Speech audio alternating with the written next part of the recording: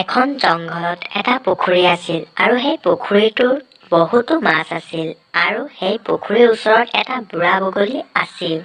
বগলীটো বহুত বুঢ়া হোৱাৰ বাবে সি মাছ ধৰি খাব নোৱাৰা হ'ল আৰু সি সদায় একো নোখোৱাকৈ থাকিব লগা হৈছিল।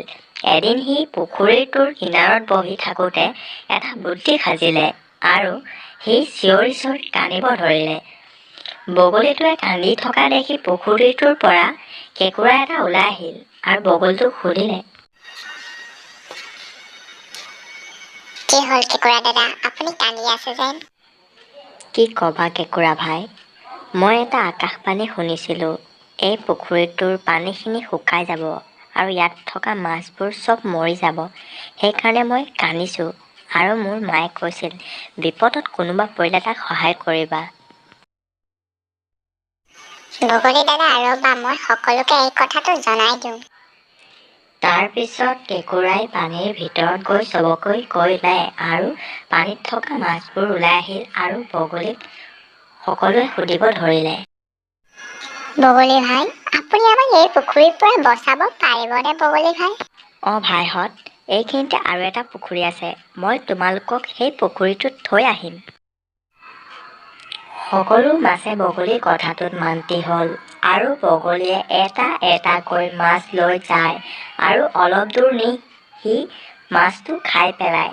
আৰু বগলী এতিয়া বহুত ফূৰ্তিত থাকিব ল'লে, কাৰণ সি একো কষ্ট নকৰাকৈ পেট ভৰাই মাছ খাব পাইছিল। এনেকৈ কেইদিনমান মাছবিলাক নি খাব ধৰিলে। তাৰপিছত এদিন কেঁকুৰাই যাম বুলি ক'লে আৰু কেঁকুৰাই বগলীৰ পিঠিত উঠি ল'লে আৰু বগলীয়ে পিঠিত উঠাই লৈ গ'ল। বগলী দাদা, মাছবিলাক তাত হাঁহি ফূৰ্তি কৰি আছেনে চব? বগলীয়ে ভাবিলে, ইয়াকতো মই খামেই, ইয়াক সঁচা কথা কৈ দিওঁ। কেঁকুৰা, তহঁতক মই মিছা কথা কৈছিলোঁ, পুখুৰী ইয়াত নাই ক'তো। আৰু চা, মই যিমান মাছ আনিলোঁ চব মোৰ পেটত আছে আৰু তোকো মই খাই পেলাম।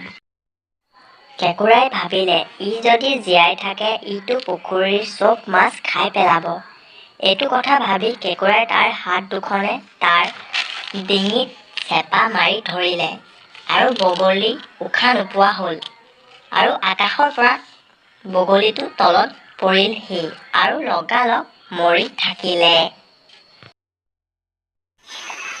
পালি এতিয়া মজাটো বগলী, চালা আমাৰ মাছখিনি খাবলৈ। কেঁকুৰা বগলীৰ কথাবোৰ বাকী চব মাছবোৰক ক'লে আৰু মাছবোৰ কেঁকুৰাটোক ধন্যবাদ জনালে।